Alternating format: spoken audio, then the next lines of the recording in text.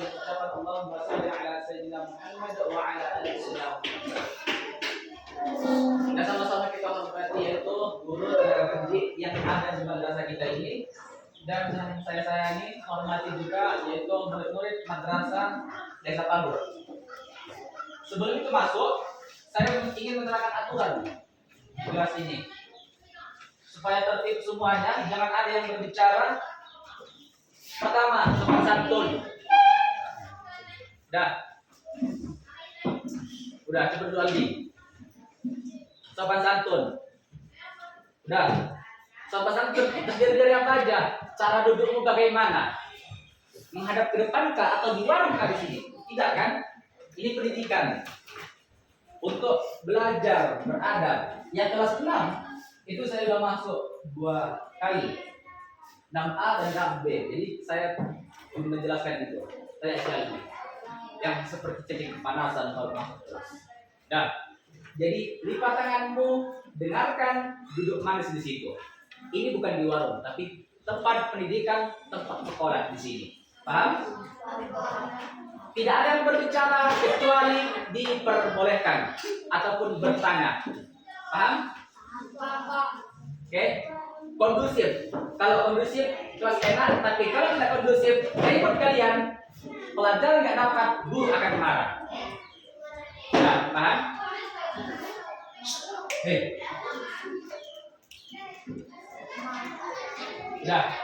Disiplin nomor 1. Tidak ada yang kata-kata untuk tidak disiplin. Paham? Satu lagi, tidak ada yang tidur-tiduran. Tegak kepalanya. Naikkan kepalanya. Jangan ada yang kayak gitu. Fokus ke depan. Jangan ada kayak gini lagi. Nanti itu bentangan. Dengarkan. Hitung dulu berapa jumlah di sini semua. 1. Lanjut.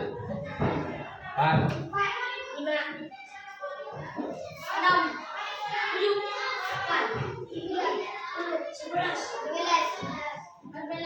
12, 13, 16,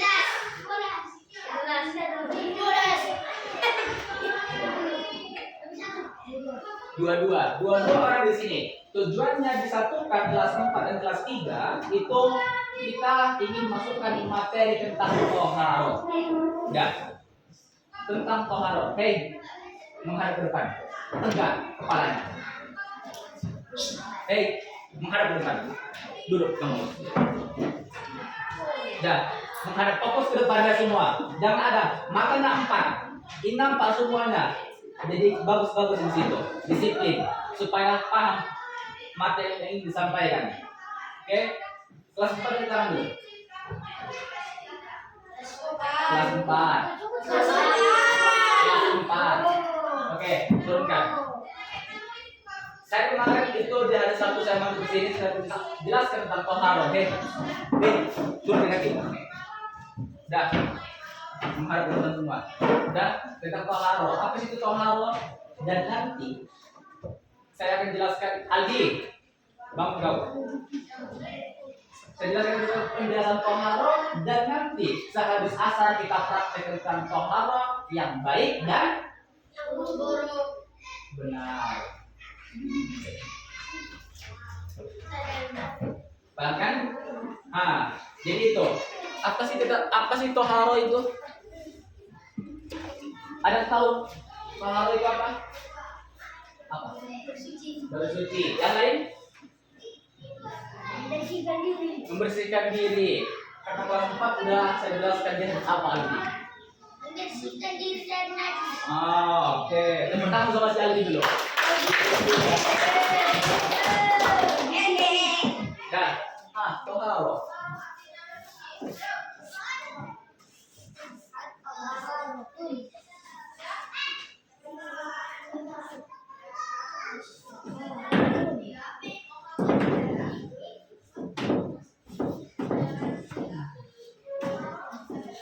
Toharo.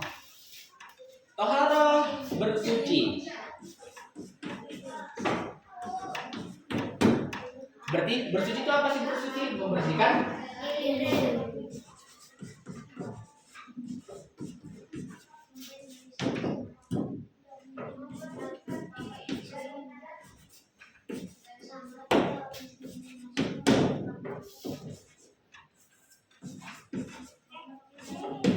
suara. Membersihkan diri dari najis. Dan toharo, membersihkan diri. Berarti kita membersihkan diri kita supaya suci. Udah, toharo. Ada beberapa bagian membersihkan diri kita kan. Kita apa? Toharo apa? Bersuci, membersihkan diri dari najis. Dah. Yang pertama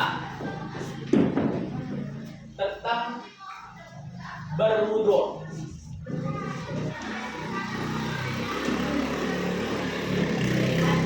Berwudu, toharo kan bersuci, berwudu mensucikan diri untuk melaksanakan apa?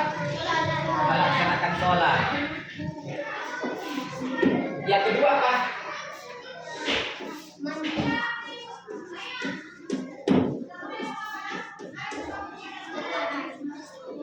Mandi besar. Maksudnya itu apa?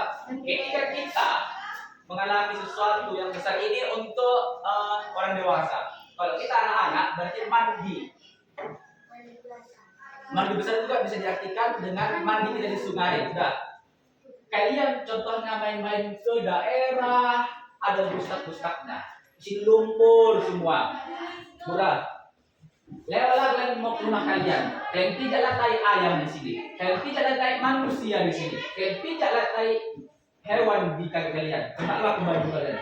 Mandilah kalian besar-besar di situ. Tidak mungkin nanti kalian mandi kecil kan? Apa itu mandi kecil? Mandi satu gayung. Bisa nggak bersih tuh? Bisa nggak? Bisa Pak. Enggak lah. Gimana cara caranya? Ya.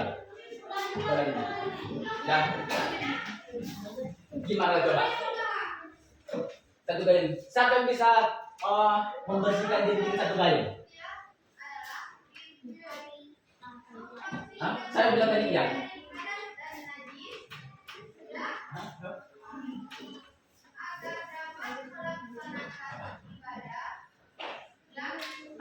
Satu gayung itu tergantung kondisinya kita. Aldi, bangkit Aldi. Udah, tergantung dirinya kita. Tapi kalau kita seharian di rumah saja,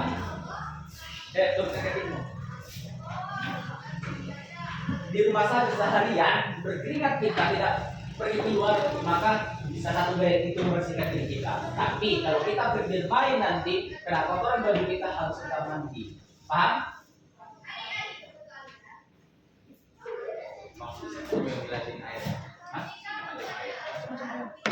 Udah. Yang ketiga,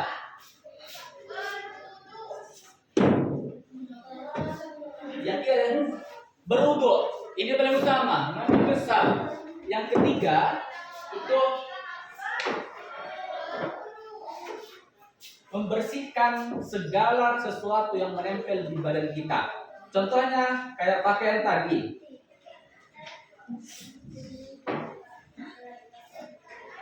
Ini pakaian kalian pakai tidak tiap hari? Pakai kan? Siapa yang pakai tiap hari?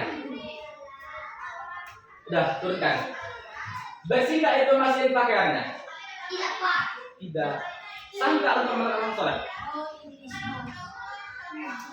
Di situ salah satu kita harus menjaga pakaian yang kita tadi. Berarti bernajis, membersihkan najis dari badan kita, pakaian, lobemu, sepatumu, dan itulah. Apalagi membersihkan tempat keluar hajat. Apa itu hajat? Najis Pak. Najis Pak. Apa itu hajat? Najis. Kalau ada orang bilang, Ustaz, Pak, saya mau permisi buang hajat. Maksudnya apa? Buang air kecil Pak. Buang air besar. Buang air kecil, buang air besar. Disitulah kita. Apa?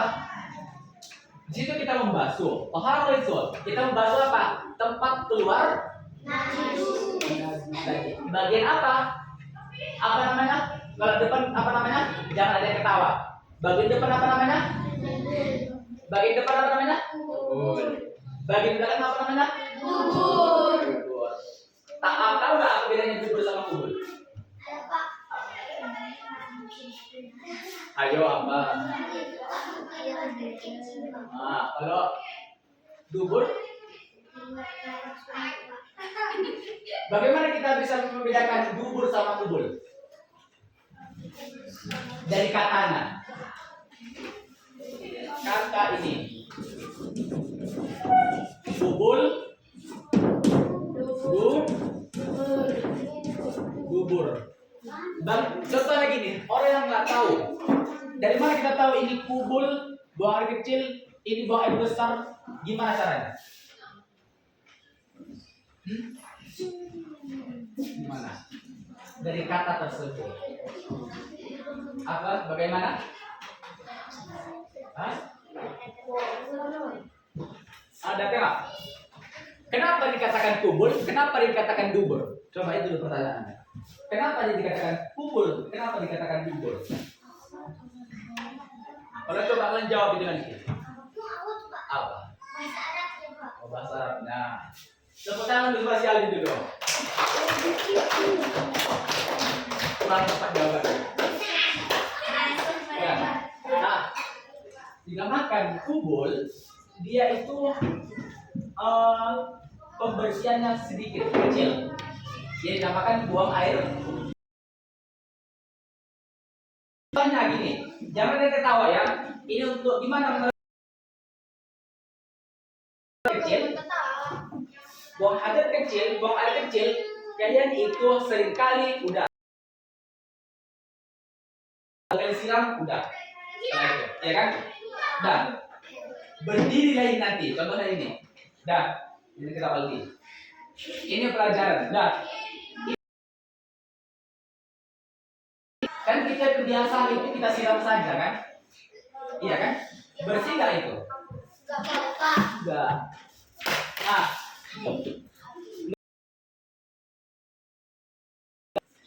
karena ini ujungnya itu kan ada tempat keluarnya, buang air kecilnya. Udah. Satu lagi buang hajat. Udah, buang air kecil. Berarti air kecil itu maupun laki-laki perempuan. Gimana sunnahnya kata Nabi? Coba ketika kita buang hajat, buang air kecil, kita jongkok dalam tiga kita kan, tapi baru nanti kan udah ini tempat keluarnya itu udah. Nah, kalian tak ini kubul, udah kan? Kita pegang dari awal sampai akhir supaya apa? Sisa-sisa air kencing tadi supaya bersih. Kan seperti itu pasti kena di celana dalam kita, iya kan? Keluar dia kan? Iya kan? Keluar. Jadi pegang dari ujung ini tempat ini dia kayak gini sampai 3 kali. Udah. Setelah itu nanti baru bersihkan di bagian tempat keluarnya itu. Bukan hanya sekedar disiram saja. Supaya sah dan bersih ketika kita melaksanakan sholat tadi. Nah, itu tata cara membersihkan kubur. Paham sampai sini? Apa lagi paham nih? Apa lagi Pak? Jadi dipraktekkan nanti ketika kalian buang hajat kecil. Buang hajat besar. Dan buang hajat besar nanti di bagian belakang. Itu ada tata caranya juga. Cara membersihkan pun ada. Pertama,